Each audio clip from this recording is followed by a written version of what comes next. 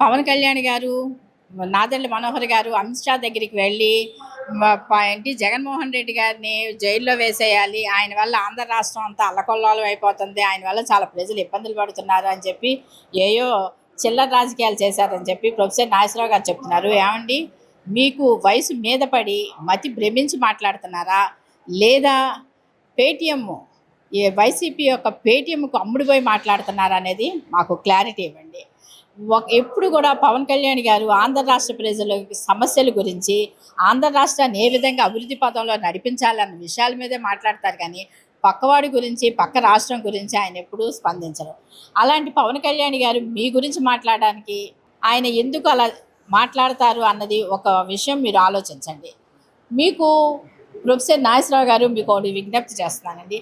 మీకు జగన్మోహన్ రెడ్డి గారు మీ మీ మాట వినేటట్టయితే, జగన్మోహన్ రెడ్డి గారు కేవలం ఒక ఎమ్మెల్యే, ఆయన్ని గెలిపించిన ప్రజల కోసమన్నా చెప్పి ఆయన అసెంబ్లీకి రావాలని చెప్పి మీరు తెలియజేయండి.